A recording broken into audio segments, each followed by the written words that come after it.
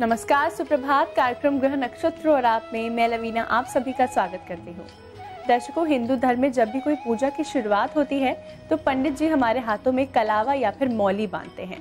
कलावे को रक्षा कवच भी माना जाता है। आज के इस कार्यक्रम में त्रिपाठी जी आपको बताएंगे कि कलावे का क्या होता है महत्व, साथ ही कलावा हाथ में बांधने से हमें क्या कुछ लाभ मिलते हैं। कैसे हर संकट से बचाएगा कलावा, कैसे स्वास्थ्य लाभ दिलाएगा कलावा, जीवन को कैसे खुशहाल बनाएगा कलावा, कलावा का क्या है किस्मत कनेक्शन। आज के इस एपिसोड को आगे बढ़ाते हैं और सबसे पहले चलिए स्वागत कर लेते हैं प्रख्यात नक्षत्र कथान्वेषी डॉक्टर शंकर चरण त्रिपाठी जी का। त्रिपाठी जी, आपका बहुत बहुत स्वागत है हमारे इस कार्यक्रम में। प्रणाम। त्रिपाठी जी, हाथ में बांधा गया कलावा रक्षा कवच का काम करता है।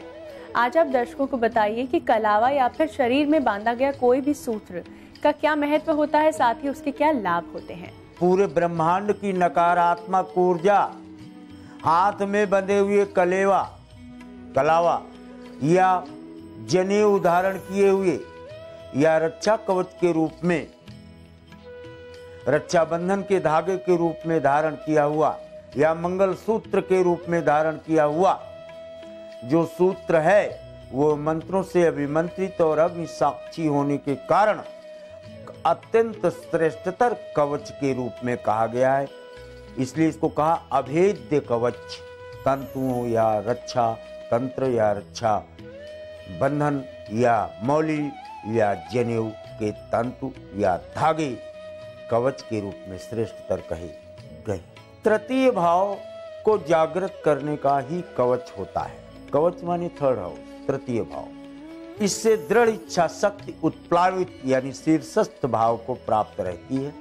और तो छोड़ो, अरे दो ही धागे तो द्रौपदी ने कृष्ण की कटी हुई उंगली में बांधे थे। समय पर देखना कृष्ण, मैं तेरे काम आऊंगा, हजारों साड़ियां देकर ये कर्जा मैं चुकाऊंगा। कितना बड़ा कवच, इसी धागे का दिया हुआ दान द्रौपदी द्वारा हजारों साड़ियां देकर कृष्ण ने वापस किया। रक्षा स्त्रोतों में रक्षाबंधन के दिन बांधा हुआ धागा या कलाई नाड़ा या मौली कितना बड़ा श्रेष्ठ कि बड़े बड़े राजा केवल एक धागे पर अपने पूरे राज्य को वापस कर दिए बहनों को। और तो छोड़ो, दिग्बलम क्षत्रिय बलम ब्रह्म तेजो बलम बलम, सप्त ब्रह्म मंत्रों से अभिमंत्रित धारण किया जाने वाला जनेऊ अपने आप में स्वयं सप्त मेखला के ब्रह्मास्त्र के भी भेदन और अभेद्य रूप में धारण करने की क्षमता रखता है। ये महत्व है इन धागों का, इन तंतुओं का, जिन्हें शरीर पर धारण करने पर ये श्रेष्ठ लाभ स्वतः प्राप्त हो जाते हैं। दर्शकों, आज है तारीख 12 अक्टूबर, दिन है गुरुवार और नक्षत्र है आद्रा। इसका क्या प्रभाव पड़ेगा 12 राशि पर, इसके बारे में आइए जानते हैं त्रिपाठी जी से। त्रिपाठी जी, आप दर्शकों को बताइए मेष से कन्या राशि के जातकों के बारे में। कैसा रहेगा उनका आज का दिन, साथ ही आज के दिन वो क्या खास उपाय करें।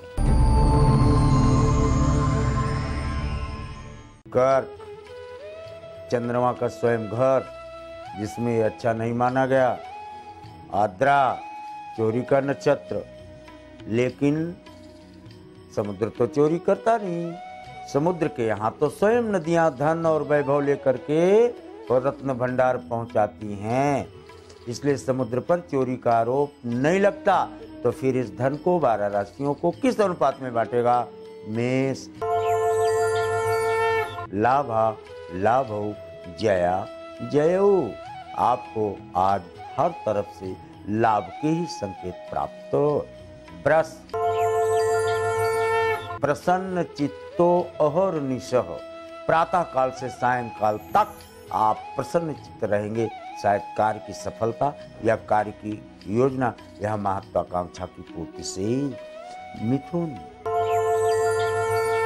आज आपको नजर रखनी होगी आपकी पादुकाओं पर, धारण किए जाने वाले जूते या चप्पल पर।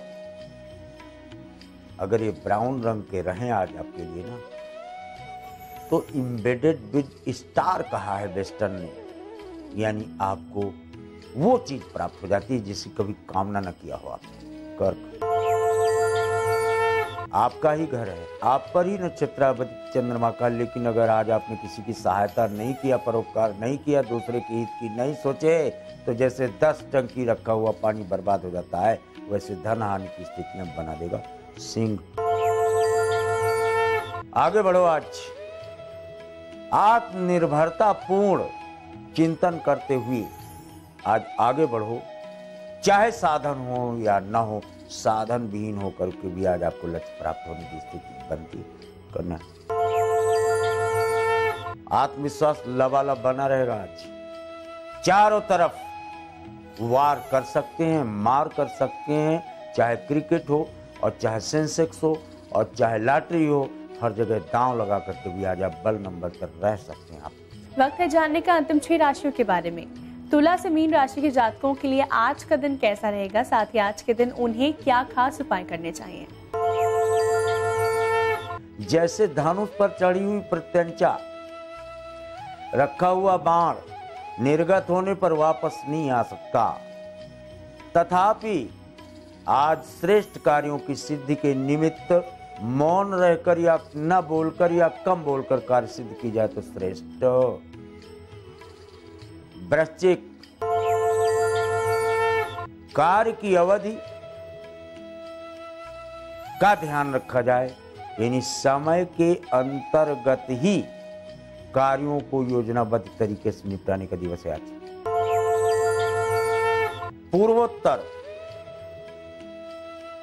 पूर्वोत्तर दिशा से आज व्यापक लाभ की स्थितियां बनती हैं, चाहे यात्रा से चाहे संदेश से। इसका दोहन किया जाना आपके लिए श्रेष्ठतर है आज। मकर,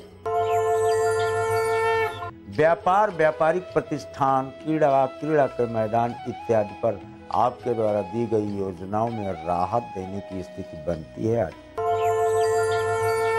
रहते रहते एक स्थान पर जैसे अन्य मनस्कता या अरुचि पैदा हो जाती है, उसी प्रकार कार्यस्थल पर आज किन्हीं कारणों से अरुचि बनेगी तो भी डटे रहना, क्योंकि सायंकाल तक आपके उस कार्य का संपादन हो जाता है जिसकी आपने कामना नहीं किया था, जो आपके लिए असंभव था।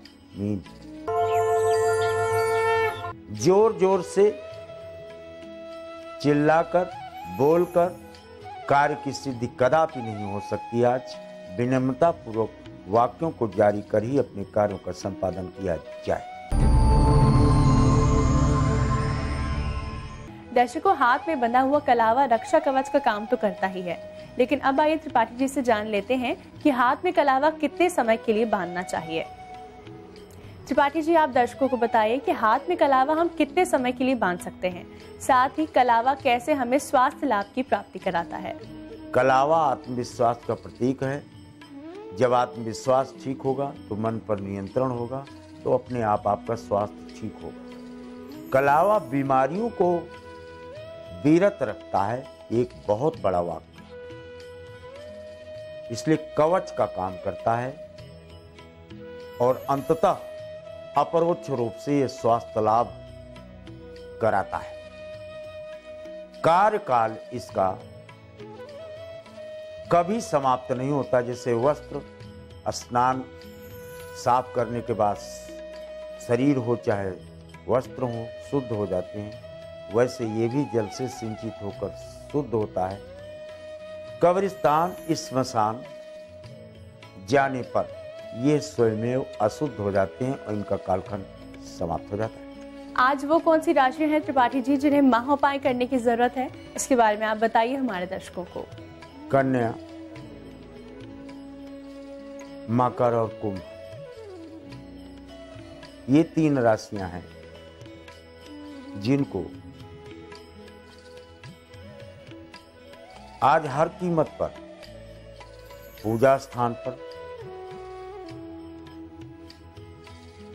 या अध्ययन के स्थान पर पूर्वोत्तर दिशा में गंगा जल और तेल या गंगा जल को स्पर्श कर बाती बनाकर तब तेल में रखकर दीपक पूर्वोत्तर कोने पर अवश्य जलाया जाए। विशेष प्रकार की ऊर्जा आकर्षित होकर संग्रहित होती है। आज गुरुवार का दिन है त्रिपाठी जी, ऐसे में आप दर्शकों को बताइए आज के दिन का शुभ रंग और शुभ अंक क्या है। 2 ही अंक श्रेष्ठ हैं, 1 और 10। 1, 10, 19 जो भी चाहें आप चयनित करें। और इनके रंगों में प्रातः काल के सूर्य की लालिमा लिए हुए रंग या डूबते हुए सूरज का रंग तथा भट्ठी में जलते हुए सोने के रंग श्रेष्ठ कहे गए हैं। आज दर्शकों अब वक्त हो चला है जुड़ने का आज के हमारे पहले कॉलर से। क्या प्रश्न है इनका, आइए जानते हैं। गुरुजी प्रणाम, मेरा नाम गुड़िया शर्मा, मैं राजस्थान भरतपुर से बोल रही हूँ। मेरी डेट ऑफ बर्थ 6 अगस्त 1988, समय सुबह 4:40, जन्म स्थान धौलपुर राजस्थान है। गवर्नमेंट जॉब के लिए प्रयास कर रही हूँ जिसका एग्जाम अप्रैल में है। क्या मेरी सरकारी नौकरी लगेगी? कर्क वृष कृत्तिका सरेआम लगेगी। कर्क ब्रह्मांड नायक राम का वृष, महायोगेश्वर कृष्ण का, कृत्तिका में सूर्य का कारकत्व, उस पर भी गज केसरी योग, 100% नौकरी का योग। लेकिन कालखंड आपको बृहस्पति का ही मिलेगा, ध्यान रखा जाए। आपको कालखंड मिलता है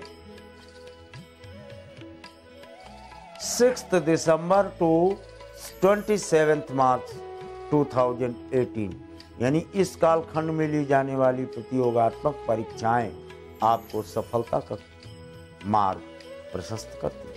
अंतिम कॉलर जुड़ चुके हैं हमारे साथ, क्या समस्या है इनकी, आइए जानते हैं। मेरा नाम संजय सिंह, मैं उत्तर प्रदेश लखनऊ से बात कर रहा हूँ। मुझे अपने भाई मनीष कुमार जी के बारे में पता करना है। उनका जन्म स्थान लखनऊ है एवं डेट ऑफ बर्थ 4 नवंबर 1981 है और जन्म का समय सुबह 7:30 बजे है। मैं ये जानना चाहता हूँ कि आर्थिक स्थिति कब तक सुधरेगी और उनको किस क्षेत्र में नौकरी करनी चाहिए जिससे उनकी आर्थिक स्थिति और अच्छी हो। वृश्चिक, मकर, उत्तराषाढ़ा, पहले तो आपके भ्राताश्री को बहुत बधाई, देवलोक से आए। नंबर 2, आपके भ्राताश्री को केतु और चंद्रमा तृतीय भाव, सिंधु यात्रा, सिंधु गमन यानी भारत के सामुद्रिक बेल्ट से कार्य करने पर, चाहे वो नौकरी हो चाहे वो व्यवसाय हो, श्रेष्ठ लाभ बनते हैं। और आपके भ्राता को विदेश, मल्टीनेशनल कंपनी में, विदेश की भूमि, समुद्र के किनारे यानी फॉरेन कंपनी में काम करने से अत्यधिक लाभ की स्थितियां बनती हैं फ्रॉम 11 नवंबर 2017। चलिए सबसे पहले पद्मेश जी का स्वागत कर लेते हैं। पद्मेश जी, आपका बहुत बहुत स्वागत है हमारे इस कार्यक्रम में। पद्मेश जी, उन लोगों के लिए आप क्या उपाय बताना चाहेंगे जिनके मांगलिक कार्यों में बार बार समस्याएं आ रही हैं? किन उपायों से उन समस्याओं को दूर कर सकते हैं? बड़ा सरल उपाय है और उस उपाय को आप लगातार अगर करते हैं, आपके पास धन भी है, प्रतिष्ठा भी है, बिटिया सुंदर भी है। अब तो बिटिया की सवाल ही नहीं है, बहू ढूंढने के लिए भी आपको बहुत बड़ी समस्या है। आपका लड़का बड़ी कंपनी में नौकरी कर रहा है, फिर भी उसके लिए उचित वधू नहीं मिल रही है। तो ये लड़का और लड़की दोनों के लिए बड़ी समस्याएं हैं। उसका 2 कारण है। मूल कारण यह है कि बृहस्पति का प्रभावहीन होना। जिसकी कुंडली में बृहस्पति या शुक्र कमजोर होता है तो कहीं न कहीं विवाह में परेशानियां आ जाती हैं। और तो और आज बृहस्पति अस्त हो रहा है, जब गुरु अस्त होगा तो मांगलिक कार्य में और बाधाएं आएंगी। तो आपको करना क्या है कि आज आप व्रत करें, और खास तौर से अगर लड़की नहीं कर सकती है तो लड़की की मां करे। लड़की को अपने साथ रखे, शाम को पुरोहित को बुला करके सत्यनारायण व्रत की कथा सुने। एक गरी का गोला ले ले और उसका ऊपरी हिस्सा काट दे, उसमें पंजीरी भर दे, क्योंकि सत्यनारायण व्रत की कथा में पंजीरी बनती है। और उस गोले को पीले कपड़े से बांध दे, समुचित स्थान पर उसको 1 फुट गहरे गड्ढे पे गाड़ दे कथा समाप्त होने के बाद में। ये आपको 16 बार करना है, मतलब 16 बृहस्पति को लगातार करना है। लगातार स्थान परिवर्तन होता, कुछ भी होता, लेकिन ये कथा का क्रम नहीं टूटना चाहिए। आप नहीं कर पाती हैं तो आपकी माँ करे, लेकिन बेहतर ये होगा कि खुद लड़की करे या लड़का करे। अगर ये 16 बृहस्पति को आप कर लेते हैं तो जो मांगलिक कार्य में बाधाएं आ रही हैं उन बाधाओं से आप मुक्त हो जाएंगे। ध्यान इस बात का रखना है कि जो गरी का गोला गाड़ना है वो एक ही स्थान पर गाड़ेंगे। जहाँ आपने पहला गाड़ा वहीं दूसरा गाड़ेंगे, तीसरा गाड़ेंगे, आसपास ही होंगे। तो उसकी जो ऊर्जा होगी, बृहस्पति की ऊर्जा जो होगी, वो आपको जो बाधाएं हैं उन बाधाओं को से मुक्त करेगी। पद्मेश जी, घर से आर्थिक समस्या और दरिद्रता को दूर करने के क्या हैं खास उपाय आज के दिन? इसके बारे में आप हमारे दर्शकों को बताइए। आर्थिक समस्याएं इस समय पूरे भारत में है और उस पर बृहस्पति अस्त हो रहा है, तो आर्थिक समस्याएं और आएंगी। दीपावली का त्योहार, धनत्रयोदशी का त्योहार, बच्चे भी मचलेंगे, बच्चे की मां भी मचलेगी, उसको भी कुछ चाहिए मूल्यवान वस्तुएं। तो उसके लिए आप बृहस्पति देवता के शरण में चले जाइए।